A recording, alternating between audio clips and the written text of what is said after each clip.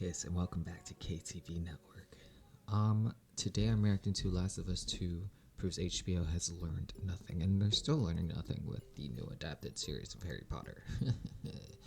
but, yeah, I had a Wilkie come after me for reacting to The Last of Us 2 comparison, saying that, oh, look, if you've never played the game and never watched the show, why are you reacting to it? First off, I've reacted to the story recaps, okay? I already know what's going on. I have a general idea of where the story's headed.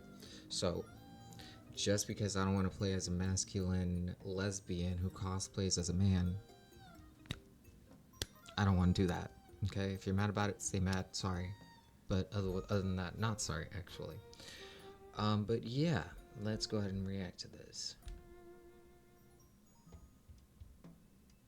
By Edemion TV.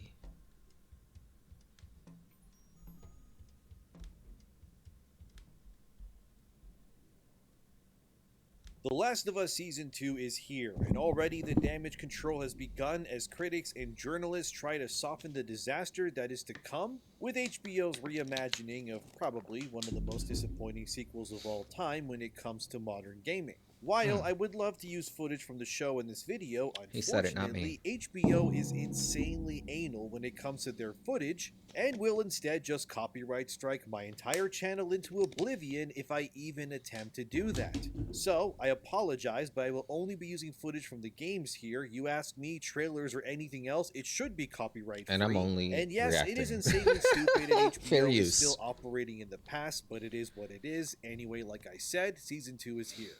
So let's talk about this Season 2, because it's huge right Like and subscribe if you vibe, become a beat today. now. It dropped last week, it pulled in 5.3 million viewers. That's about 13% up from Season 1's debut. Episodes from Season 1 also accumulated around 32 million views after being available for the first 90 days. So it is an improvement, and I'm sure that it will just grow with time. You want my review for the first episode? It's simple. I thought it was incomprehensible ass cheeks for most of the runtime. The added scenes with stuff like Joel going to therapy just felt forced and weird. And it's clear that HBO knows this story is... It was a little bit from what I saw, and I tried to be fair, based on the direction from the game. The direction of the game was a lot better than the direction of the show for the second season. I will say that. controversial. And so is the casting. Casting's on point with what's her face, Ellie's girlfriend. We're not gonna rag on Bella because everybody's already ragging on Bella, and they're already doing It was in the beginning. It was nice to. It's okay to express how you feel about miscast, but I thought she did an exceptional job as an actress in the beginning. But just to keep dragging the fact that, oh, she's ugly and, oh, she doesn't fit the role. Like, if you don't agree with the show, don't support it, don't watch it. If you're still feeding into this hot mess, you're giving it hate views, you're giving it views, you're bumping up the rating. So they're gonna think it's like YouTube. They automatically see if dislikes or negative commentary, they view it as positive engagement anyway. So stop paying attention. But here I am paying attention to it, but I'm not ragging on Bella. In all of the wrong ways. And because of this, they're going to milk the ever-loving crap out of this setup to ensure that Dragging they get her. all those juicy streaming numbers. We already know that the show will have a Season 3 as well, meaning I'm not exactly sure where they're going to be ending this current season at in terms of the story. There's no way they ended with you-know-who dying, right? That would be stretching this insanely far. If Yeah. you know who survives for another episode or two, then HBO is just clearly taking the piss. Because they know My guess is that they're gonna do everything they possibly can to make him really unlikable, so they can justify killing him off, which would be the smarter approach instead of, I guess if you're gonna go down this route, make him unlikable, and then people will want to see him die.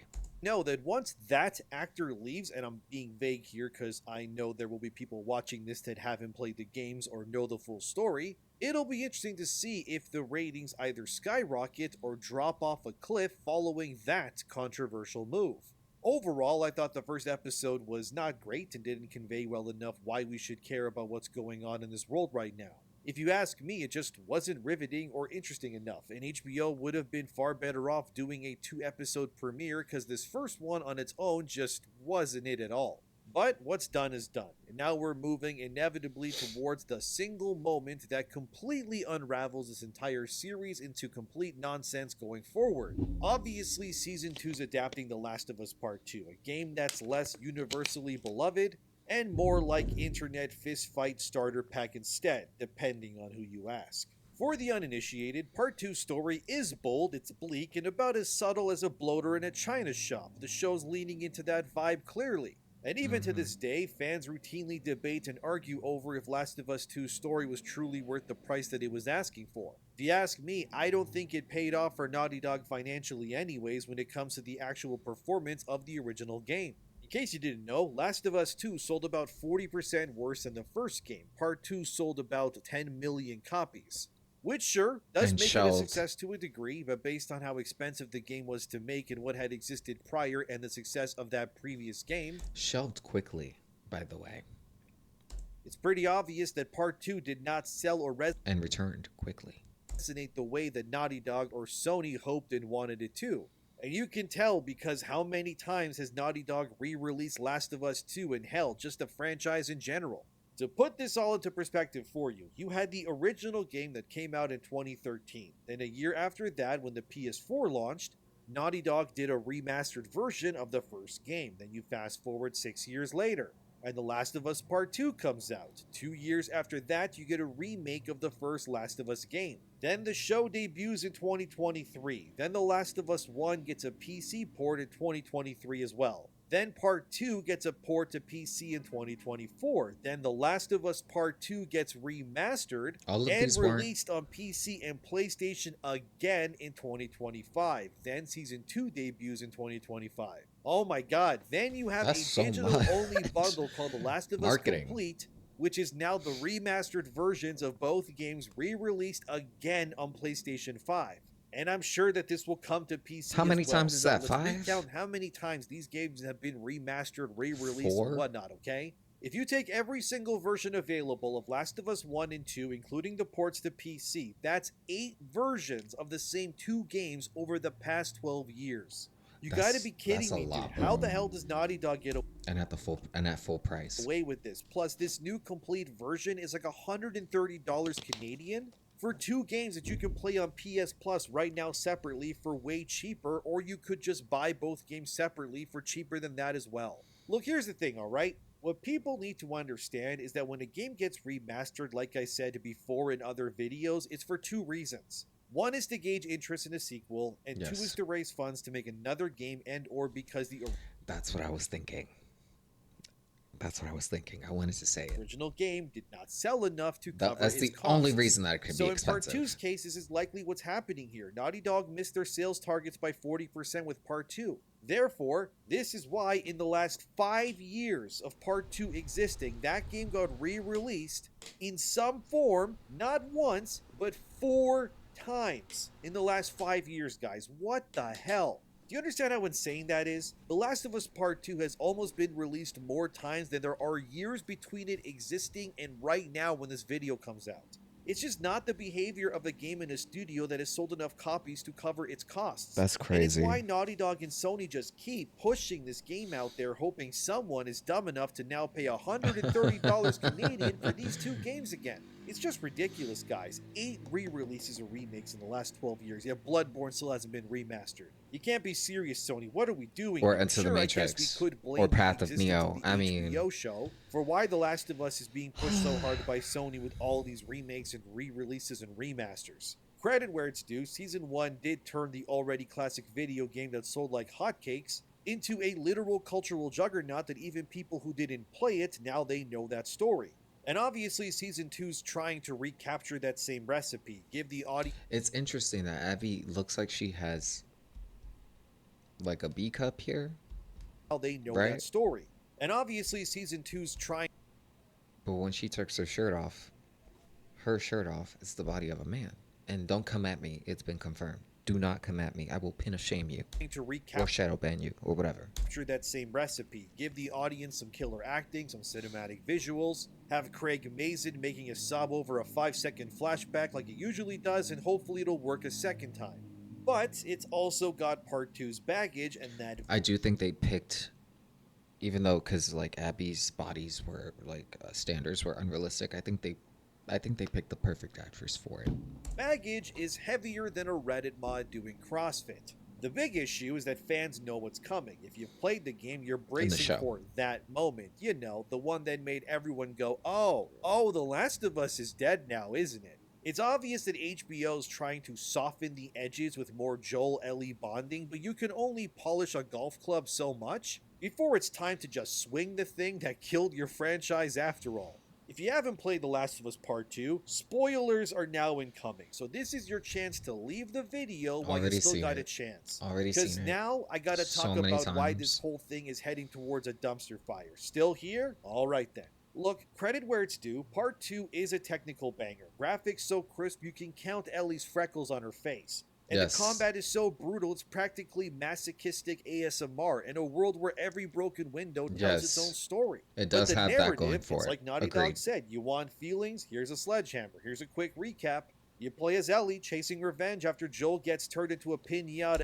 And the other thing that doesn't make sense is that it was out of character for Joel to reveal his name. Like, why would you reveal your name when you know you went on so many killing sprees? In a way that, let's say, is memorable. Then the game pulls an M. Night Shyamalama ding dong twist and makes you play as Abby, the person you'd sell to the Fireflies for a single medkit. It's a 25-hour epic about revenge, perspective, and how everyone's the hero Those of their own hands. story. Sounds deep? Right, it is to a degree. But it's also a lot of a mess. So why it's divisive? Well, three reasons. Number one, the Joel incident. Joel's the dad we would all adopt. Part two's early twist, you know, the sports equipment scene, I guess we can call it, I would have been feels like open to Neil playing as Druckmann Abby personally too if spitting they in your made her cereal. a It's bit more genuinely the likable. moment that killed the franchise for pretty much everyone, and who can blame them? Reason number two, Abby's forced empathy. Making you play as Abby for half the game is either storytelling genius to some or sadistic trolling, depending on who you ask. Her Right. arc shows that she's not really a monster. She's got her own trauma, her own crew. She even has a And that's what they should have delved more into that prior to killing Joel off so quickly. Build up her character arc, build up her story, let the players engage with her, empathize with her, dog that you're forced to pet.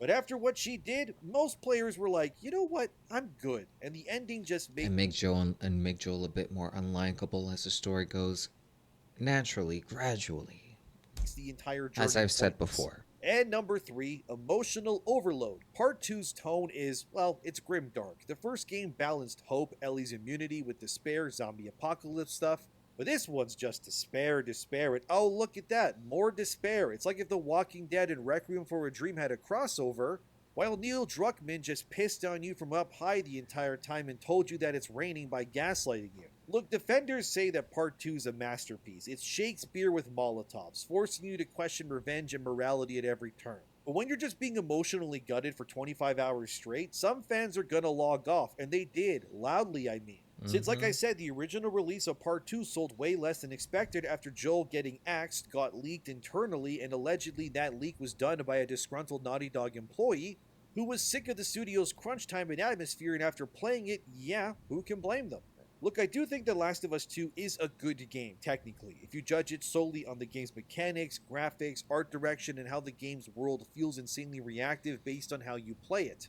The way that the guns shoot and look, the way the knives sink into the flesh, the sound design is amazing. The acting is great, and the facial animation, still to this day, they hold up really Disgusting. well. All of that is Look at all the incredible, blood I on the. will say Oh. that. And if No, you no, were no, to no, no, gauge no, The no, no, Last no, of no, Us no. 2 on its I don't want to see foundation of that. I actual don't want to see game that. design and its mechanics, yeah, it's amazing.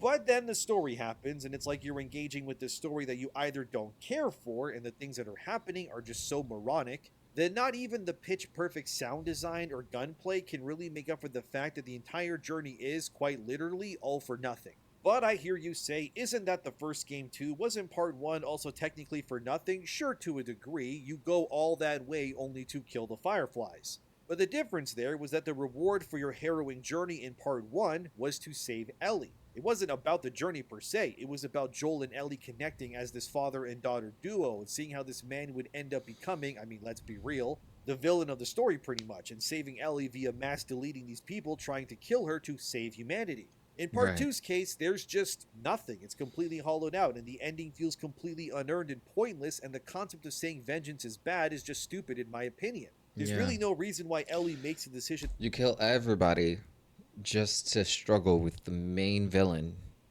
and not even execute her and just mutually just despair at the whole situation. That she does at the end of part two for any other reason than because Druckmann wanted Abby alive for a potential third game.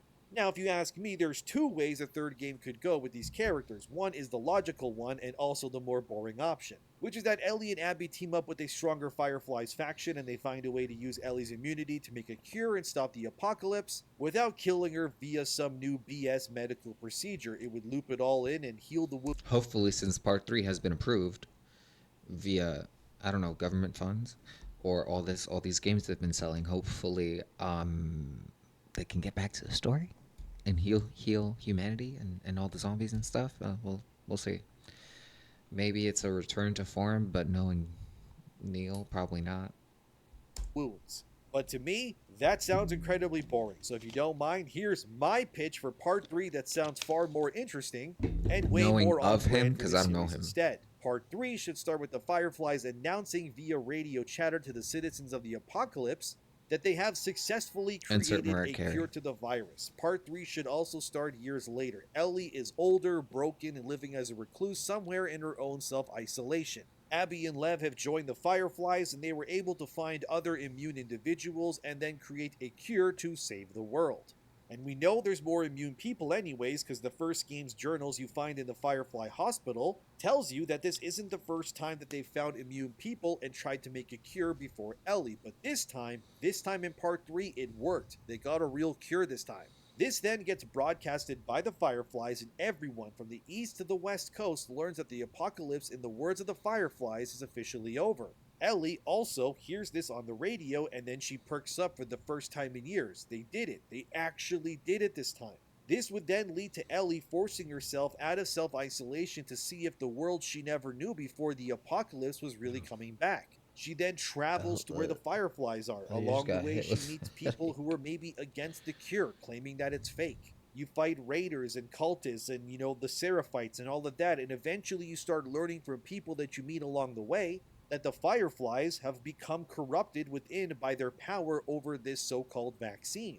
They're now using it like a Trojan horse, demanding people to give them their resources, their food, their water, their medicine, their guns. Ooh. Everything must be given to the Fireflies' cause so that these people can be given salvation, so to speak. It pretty much creates a new religion. Then Ellie realizes that the cure has done nothing to save the world. Instead, all it's really done is turn the Fireflies into the de facto government and power players of this new United States of America. Everyone bows to their rule. They have become the strongest faction in the world, so to speak, because of it. Ellie realizes in this moment that the cure was never meant for salvation. It was only for power and greed, like always with humans. And she realizes that if this cure continues to exist, it will only result in an iron grip that the corrupted Fireflies will use to control everyone and everything going forward. The game now becomes a moral conundrum where Ellie, seasoned, older, and bolder, realizes what she must do. She has to destroy this cure, otherwise, a behemoth unlike this world has ever seen will emerge that will place everyone under martial law forever. Abby would also be playable, and she is now a devout believer in the Fireflies' cause, and she sees how this corruption is affecting the higher ups. They're languishing in excess, they're starting to bribe other settlements to send their children to the Fireflies for this cure. They're literally trafficking people as either new soldiers for the cause or even pleasure things to these corrupted Fireflies officials. Eventually, Abby and Lev break free from That is such a weird scene. That's exactly why I don't want to play this game, because they throttle you in this BDSM gameplay which you can't opt out of, and then watching Abby get spit screwed. Like what? I thought she had a vagina. Why she need spit for? this. They reject the Fireflies, realizing what's really going on here. It wasn't about a cure, it was about control. And Abby and Lev break into one of these Fireflies, hidden labs that they don't have access to. They then learn that the cure that the Fireflies created is actually flawed. It doesn't cure people of the virus. It may give them temporary protection and must. I know I just shelved one topic and went on to another one, but I'm just saying, like, don't throw corn in my face if I'm not asking for it. be redistributed at a If regular I pace didn't to keep their immunity opt up, for it. but Abby and Lev, in their horror, also realize that the cure has another unexpected side effect. It's turning infected people into something else, something worse, more primal, even less human than they already were. And it's in this moment that Abby and Lev realize the cure isn't just flawed, it's turning the infection worse. The Fireflies hide this information from people as the mutation that it causes is sporadic, but the longer that people take this vaccine, the worse this eventual degradation to become these monsters becomes a reality. Then you have Ellie and Abby and Lev all meet up amidst this chaos as this new threat of mutated monsters, how are even more lethal than before and stronger and capable of hunting people down, are now born from this botched vaccine. Let's call these new Wow. creatures primals. They're the living embodiment of Mother Nature's inability to allow man to overcome the virus once and for all. And then you have a somewhat repeated version of the first game's finale, where Ellie and Abby, maybe Lev dies protecting them, having to break into the main Firefly facility to stop the vaccine from being made and ending the Firefly's iron grip over the country for good. And then you have a scene where Abby and Ellie burst into these labs with surgeons and nurses with their arms up in the air, and Abby realizes that she suddenly That's crazy that he was an NPC, like a non-playable character, and they turned him into a real character. That's crazy. Then again, I don't know the direction of what happened in the room. Perhaps maybe this is how it was meant to play out because he did have a line. in the same position that Joel was in way back when he was saving Ellie. And Ellie sees the harmless children being experimented on, having their humanity removed from them because of these people's unending greed to have absolute power over others. And then Ellie and Abby, they destroy the vaccine. They end the Fireflies for good, and the entire city that they're in is just overrun by these new primal creatures. These lethal and far more scarier versions of the cordyceps virus, and then the game ends with Ellie and Abby putting a stop to the madness, and it's a reverse of both games. And it also pays homage to both game stories and themes, and also paving the way for new stories to be told, as these new infected are now growing stronger, and new factions are growing from the destruction of the Fireflies ultimately being disbanded. That's what I would do with a part 3 personally. It would prove ultimately that not only was That Abby wrong in works. killing Joel, I but Joel was actually like ultimately that. right in his decision to save Ellie, and that what transpired would have But we all know that they're not gonna take your story, Edmond. Edmond. They're not. I don't think so. By the grace of goodness, maybe. But I don't think so. happened if Joel didn't do what he did. It That would becomes a be a story return to about form. loss, regret, and ultimately, and this is the key, redemption for both Ellie and Abby, who have both been shaped by the people and the events around them. That's the story I would tell. But who knows if we even Hmm. get a part 3. But I think this would be a good way to I think redeem the it's been entire series, if you confirmed. ask me, without completely throwing away all the characters that we have already. And if HBO's smart, they will tweak the story of part 2 to hopefully salvage it. I doubt they'll still not kill Joel, because if they do let Joel live and kill someone else instead to move the plot forward, it will only prove that Neil Druckmann made the wrong move in killing Joel. And if I know anything about creatives, many of them are really stubborn and refuse to ever admit that they have made the wrong decision critically or creatively. So Joel will likely still die. I mean, he has to. There's no other option that makes any sense, even for the show. I Hmm. fully expect there to be more Joel flashbacks to keep the dads happy, a slower burn maybe for Abby's arc, and some narrative tweaks to make that scene less controller throwing and more sad but okay for audiences. And you know it's not going well because even The Gamer has articles like this one. HBO's Ellie and Dina are rebellious teenagers, and that might be a bad thing. The crux of this article is that The Gamer makes the claim that the HBO versions of these characters don't take the apocalypse seriously at all, and I agree. For me, this was a big reason why I found the opening episode not really that great, because it felt like the apocalypse was more so a nuisance than an actual threat to these two. And the gamer Yeah, I also realized that as they were having a party, I'm like, y'all are making noise. Is there not a threat outside where zombies can hear you? I mean, I know you're in a secluded space, but wouldn't less noise be a little more appropriate? Then again, sure, do maybe they installed soundproof barriers. Who knows?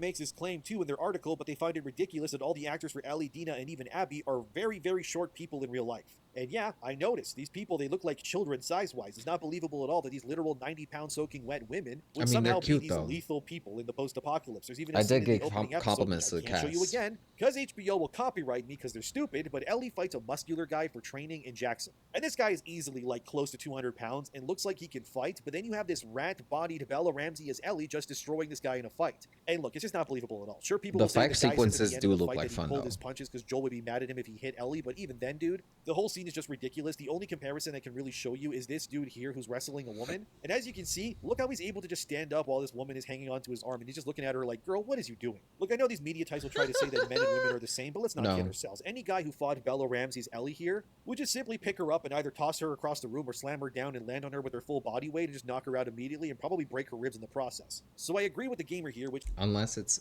a really, like, let's say the contrast of of a bodybuilder, of a female bodybuilder, like let's say Abby and the regular guy like me, she would probably win. I don't know, maybe. is rare that the sense of disbelief Because on I'm like, display here is quite my ridiculous if frame I'm is being honest with you. medium, A big you part of know? TV and movies for me anyways is that you got to sell to me that what I'm seeing is actually believable, and unfortunately for HBO, I don't think there's any way But then again, men have upper body strength and females have lower body strength. So biologically, don't come at me. they can That's make just the way it is. Ellie and Dina seem like they're lethal killers in any believable way. I could lift both of these women with one of my arms each. I just can't find these people scary or intimidating at all. And not even the Abby that they have in the show is ripped or even remotely muscular. She just looks like a normal girl to me. Which sure makes it maybe more believable to have her fight Ellie in this version, but again, the fact that we know that Pedro Pascal's Joel will get set to the afterlife by this 90-pound girl is kind of crazy. I just can't wait till Joel dies myself, for no other reason than because I want to see how the average audience member reacts to it. Will they become far more invested in the plot, or will the views for the show just, skyrocket, or will the season 2 go the same way that The Walking Dead did when Glenn got his brain resized by Negan's baseball bat? Some websites claim that it wasn't Glenn's death in The Walking Dead that caused the steep viewership decline, but the mismanaged aftermath of his death and the stories that followed being the real reason. Regardless, Never according to what saw I it. could find, The Walking Dead lost about 4 million of their viewers each episode. What's funny is that I played the Walking Dead Telltale series and I really, really thoroughly enjoyed that, but never watched the show. Mostly because so many favorite characters died and I just heard Following Glenn's death, too many reducing things. their usual 11 million viewership levels to 7 Realistic, but million following still, Glenn's untimely people get demise. attached. Now I'm thinking we may be seeing a repeat of this same situation here, because sure, Stephen Yeun, who played Glenn, was beloved, but this is Joel that we're talking about here. And he's being played by a popular Hollywood actor to boot, and when you remove technically the only true Hollywood star power actor from your franchise, what will the general audience think then? I can already see all the dads watching this show see Joel die and they'll go, they done killed Joel the same way they killed that young Chinese boy in The Walking Dead. I'm done with this show. And who can blame them? I'm so excited for Joel to die, guys. Really only to feed my morbid curiosity to see what happens next with the show, I must admit. Also, I saw some people online who are mad that Ellie and Dina are gay. Did you play the game? Ellie has been gay since the first game, and part 2 was created at the literal height of the modern audience era. It kind of started at meta, actually, so none of that is really surprising to me. But if you ask me, I don't envy HBO at all for this. They effectively need to cater to 3 different kinds of groups with the show. The first group is the stands. These folks are just ride or die. They're posting Bella Ramsey edits, crying over Joel's beard, and I defending thought Ellie Abby was like she's their bi. cousin. She was It's gay? all about empathy, Oh, they okay. scream about the show while they clutch their part 2 collector's edition. And then the second group is the people who hated the game. These are the Neil Druckmann betrayed me crew. They're still mad about the whole thing happening and dropping the whole Joel deserved better memes, and yeah, who can really blame them? That whole game betrayed them pretty much. And then the third group is the confused normies. These are the casual HBO viewers who never played the game. They're like, why is Right. everyone fighting over a zombie show, and what's this about a golf club? Good luck to them, I guess. Exactly. But overall, the discourse is just peak internet. Part valid critique, part unhinged meltdown. Some Twitter posts compare part 2 to Game of Thrones Season 8, which is harsh, but not wrong. Others praise Season 2's visuals, but they dunk on its pacing. But this split shows why The Last of Us is so polarizing even now. It's not just a show or a game, it's a cultural lightning rod. If anything, at least Neil Druckmann and Naughty Dog succeeded in one thing, which is that, hate it or love it, The Last of Us is still relevant even to this day, and maybe that was by design. But Yeah. regardless, I don't really see any compelling I story would say idea so. outside of what I proposed here as a possible third game working. If Naughty Dog pivots to new characters completely, it'll be them admitting that they did screw up, so I just don't see it happening. But with the way Season 2 is going right now, I wager we will see some changes in the future that will probably anger fans in the long run again. But there's nothing you can really do when you're adapting probably the most controversial game story of the past 10 years into a TV show like this. And while Bella Ramsey as Ellie is impossible to take seriously in my opinion, I wonder how audiences will feel with the show once it's all said and done. But what do you think about all of this? Is The Last of Us Season 2 worth watching, or has Yeah. Yeah. It's pretty much rage bait at this point. But, subscribe to this man. Uh, yeah. Yeah. But let me know what you think down in the comments below. What do you think about this entire ordeal? Um, Let me know what other gaming videos you want me to react to. Like and subscribe if you vibe. Become a beaut today. And I'll see you guys on the live streams. Thanks for stopping by.